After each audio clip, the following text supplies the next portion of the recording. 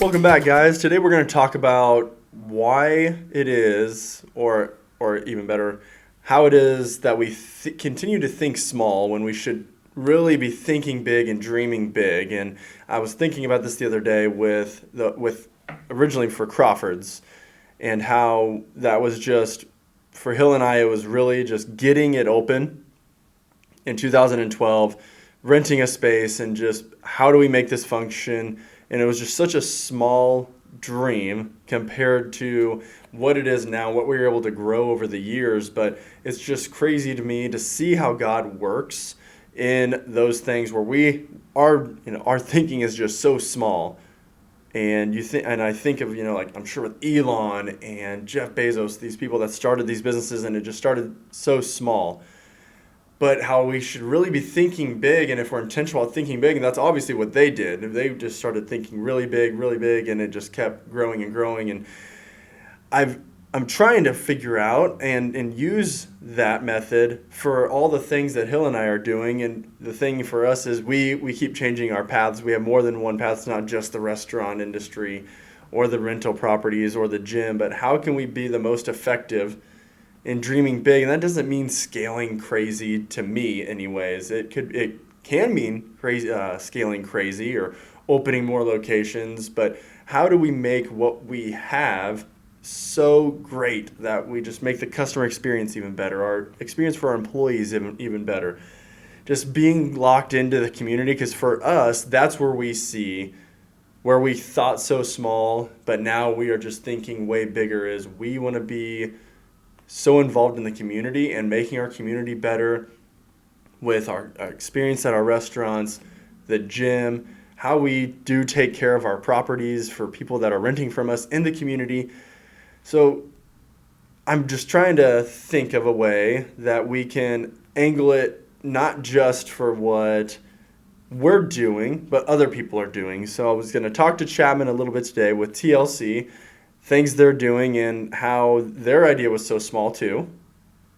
But now it has grown, and they do things like the trailer. So Chapman, what do you think of when you think, okay, I want to have this growth? I mean, I think small, but at the end of the day, like we need to be thinking bigger, and things do grow with even just that small mindset. Yeah, so when we opened TLC, we didn't know, how big we were going to get. We thought we'll start with one shop, and, maybe down the line we will open another shop, or didn't really have an idea of what we wanted to do with it. Just start the one shop and go from there. And I think after a couple years, after COVID, we decided, two shops really wasn't our thing. We wanted to focus on the one. Mm-hmm. And then a couple years ago, between, the four of us, we kind of thought of the idea of a coffee trailer. Yeah. And, we thought if we want to bring our product to people, because, we are where you guys are lucky enough to have delivery or, an easier pickup and reach people a little bit farther. For us, it's very strictly people have to come to us. And we thought, we're not going to be able to grow. We're not going to be able to, get bigger unless we can somehow bring our product to the people. Right. And, we thought the trailer would be a perfect idea. And so, we're thinking of things that we could take it to. And since then, I think, each year we've kind of grown as far as our offerings. We first started with just some football games, just some local high school things. Mm-hmm. Right. And then last year we really got, the variety of things I guess we took it to was a lot bigger than I think we had imagined, drove a little bit farther than, I really had anticipated. And then this year, we've got the busiest May and June that we've had since getting it. And still looking to add things, still adding things. I think every single weekend until the 4th of July, starting in May, has something going on between either TLC or the trailer. Which, I mean, so yeah, and that's to my point of your guys' small idea has grown, and it wasn't necessarily another location, but it grew into a coffee trailer, which in and of itself is a kind of another separate business, even though I think one of the advantages you guys have is having the home-based store. Yeah. That a lot of food trucks owners that I've talked to, that's the biggest thing they wish they had, is they wish they had a storefront that was storing their extra products, storing their stuff, able to use for training staff, things like that. And I think that's really key for you guys and what kind of sets you guys apart in that coffee ice cream trailer niche, especially around here, because I don't know of any other ones that have that home base as well, to be able to, because I mean, it also gives you a way to test your market, right? To see what sells, what new drinks and new products you can try and bring in. Yeah, I mean, we are lucky enough to have, the home base where people have tried us, or that we can push people to from the trailer, or push people from the home base to the trailer, and be able to work off the two locations, I guess, from the shop. But then we don't ever have essentially product that we have to throw away. Yeah. So and that's super rare. That's something we didn't think about. But we buy 8 gallons of milk for an event later on this afternoon. Okay, well, we don't have another event until Saturday, or if we didn't have another event for 2 weeks, we can just put it in the shop. And that's something that we never thought about either until we started. Right, you have a lot less waste than most food trailers. Almost no waste. Yes. So. In another angle that I was looking at this, when I was thinking of this topic and thinking of how we think so small and how we really need to be thinking bigger and thinking growth, is just not only, like for us, for Hill and I, Crawford started as just, we had no intentions of another store or anything, but, opened in December of 2012, and by December of 2015, we have 3 locations in 3 different towns. We're beyond busy, and I think it's fascinating to me because we sold Mount Zion a few years ago. May will be 3 years. But I work more on those businesses now than I did 3 years ago, because I have more time to work on them with pricing, negotiating with vendors, working with you and Hill on marketing strategies, making those connections and partnerships, whether it's with businesses to be on mailers with or things like that. And that's where there's always a state of growth, even if, for us, to the average person, it looks like we took a step back by selling one of our 3 restaurants. But as I've seen over the years, all I've done is channel that time that I had to put into that store into making the other 2 better and growing in that way.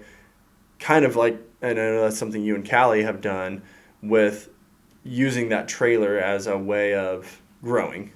Yeah, I think one thing really big that you guys have done in the past, 2-3 years, more than I think the years prior, at least that I've known you, is kind of the advertising or kind of the community push. So a lot of youth leagues or other things have Crawford's logo on them, or there's signs on, or advertising within the schools, or like I said, youth leagues, billboards going up, mailers, and just growing that way. Kind of like you mentioned, since selling the other place, you've had more time to how do focus we grow on growing. Because I think people that know that you guys are fairly successful with, or at least the Maroa location. It's like, okay, you like we talked about, I think a couple weeks ago. You could cruise for a little bit, but that's not you. That's not Hill. And what's the point if you know that there's still more room to growth and right? And it's not necessarily about making more money. It's having a bigger impact on our community. That's kind of our mind shift that has happened over the last few years. Is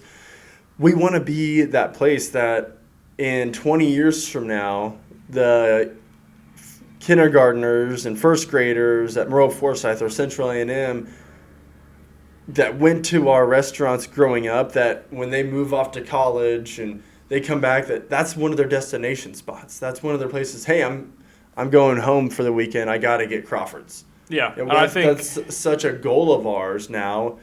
It always has been a goal, and we always were community oriented. But it's like that is more of an we're putting more emphasis. Emphasis. Yes. Good thing you can adjust that. Emphasis on that angle in that push, because I see the growth there. I think that'll grow our business more than just blank advertising, throwing money at random things. There is only so much money to advertise with, but and another thing I learned from a seminar is it is much better instead of giving money to give away product. Make them try your product and everything. That's something that I think, is important. I would rather give away a couple pizzas than just give a $50 sponsorship for something, because at least they're also eating our product and trying our product. Yeah. So that is a nice marketing strategy to use, and I think it's definitely smart to expand that. But the community part is just really what we're trying to push, and how can we be more active in the community. Things like, we do the breakfast for the football team, the 9 Fridays of the football season, but over the last few years I've expanded that to last year we fed the volleyball team breakfast before they went on to, I think it was regionals or sectionals or something like that. Just being engaged in that way, feeding different teams or different organizations, after or before hours. We've done that more times now than years past, because that's going to leave a lasting memory for those kids. And you're lucky enough to be, at a point where, last night, for instance, I worked at Crawford's, and, I think it was 6:30, 7 o'clock, track coach texted you and said, hey, we need 8 pizzas in, an hour and a half for 30 people. And, I think most people would be a little hesitant to text a business that, but you're so ingrained in the community and with, these coaches at the school. I want they all those don't people even to think have probably my number twice. and They're think like, that I'll take care of them on a whim. Yeah. Great. That's what we're working towards, is growing those relationships and showing how important that is for your business. Anybody that is especially starting out, getting involved in your community and figuring out ways to team up with other businesses. That's something else we've really been pushing. Our first billboard we teamed up with Pepsi. Great. That's a great partnership. We already use Pepsi. We use their products, have ever since the beginning. So it's a great way to share funds. So there's advertising for both parties in that instance. Well, and one thing that we've learned from you guys with that community aspect with TLC is, I think originally, when we bought the trailer, for instance, we thought we're going to do a lot of private events. We're going to do, some parties or some maybe corporate stuff, go to some businesses or maybe, some weddings.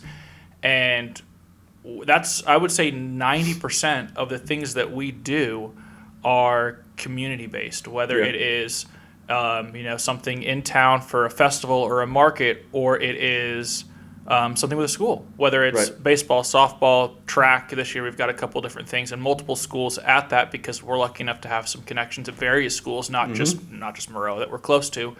And that's where we see our business growing the most, because we're close enough to our shop as well.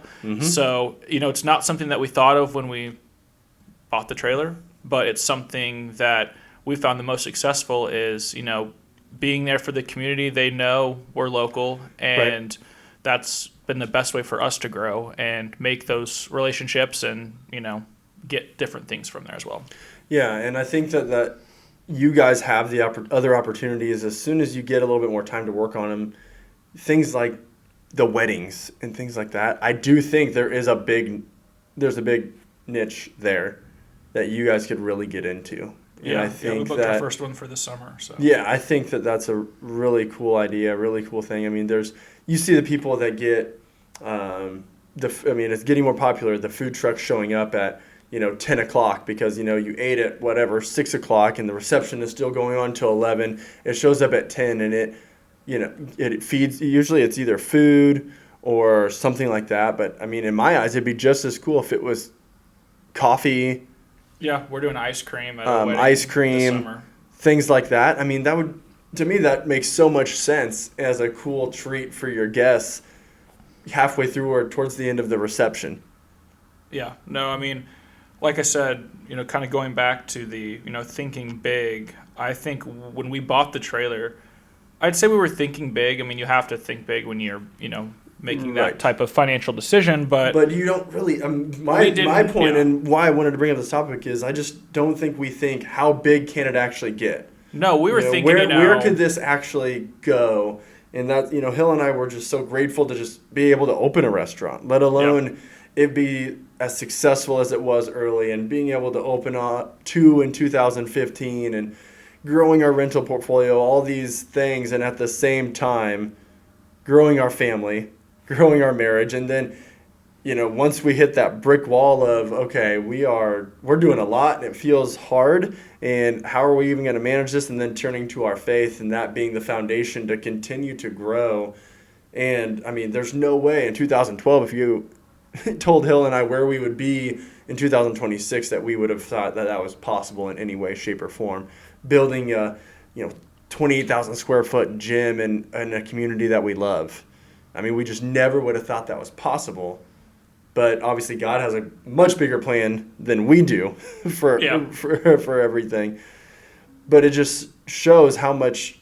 I mean, if we thought a little bit bigger, what would those possibilities be as opposed to thinking small? And obviously, you see those great entrepreneurs and great business leaders like the Elon, the Jeff Bezos, or, for one that we're a big fan of, Andy Frisell, and what he's done with First Form and everything. Just really cool to see when you do shift your mindset to dreaming extremely big, where that can take you.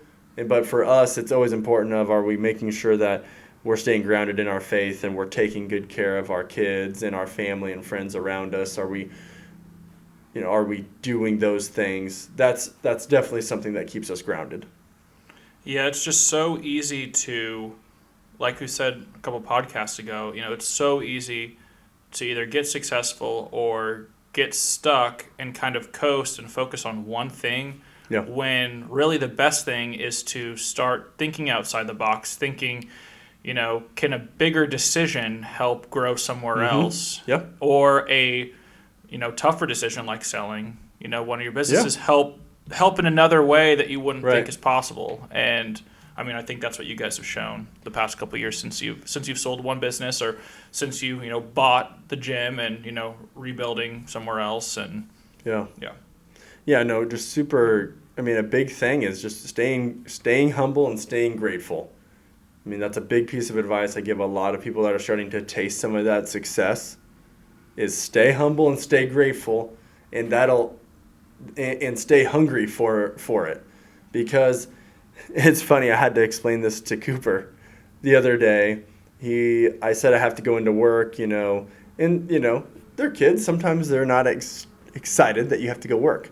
And he said, "You don't need to go work. You could not work for a while. We don't need to work. You don't need to work," because he thinks that we have some financial success. And I said, "Well, bud, it's not just about that. There are a bunch of employees that rely on me and mommy to work every day to keep these businesses open because they need to work to make their paychecks to feed their family." And it was just cool to see that kind of click in his head a little bit. He said, "Oh, okay, so that's different than just I need to go work to make money." We're trying to instill that in the kids, that our responsibility is way more than just us and our family. We have a lot of people that rely on us, not to just work, but then to eat their dinner that night. Right. They rely on us to be open. Or with the gym, to be open, to get their workout in, make their health better.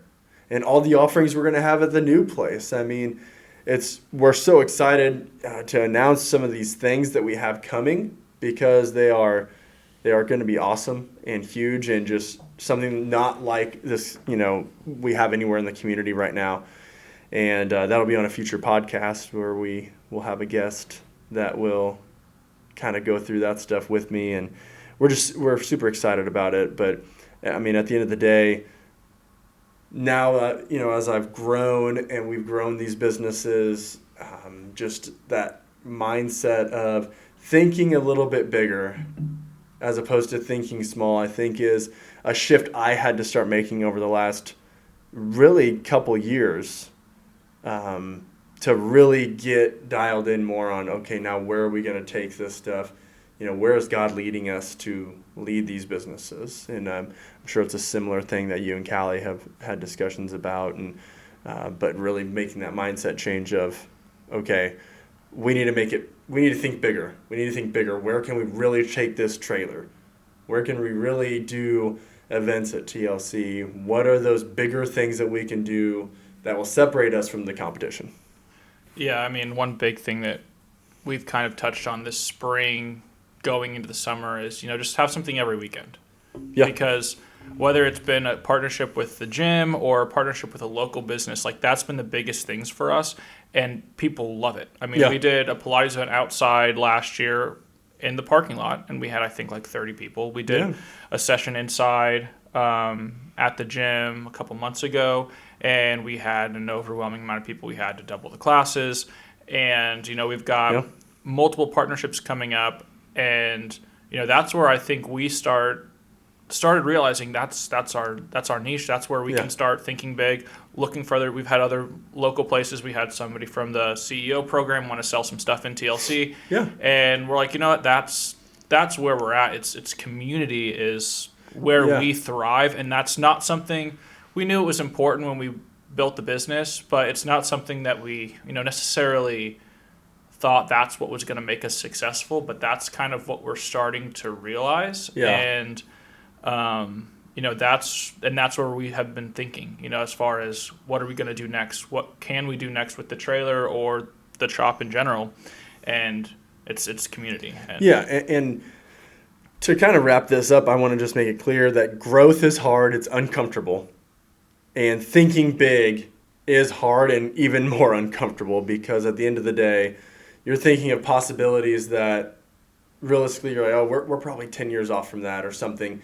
But if you really think those big dreams and those big goals, it's amazing how much faster you can achieve them if you just put it down on paper and say, okay, this is where we like to see it. Or, if you guys said, I want to see the trailer booked 3 of 7 days a week, every week for the summer. If you guys actually wrote that down and put it on paper and actually started applying it, I firmly believe it would start to happen.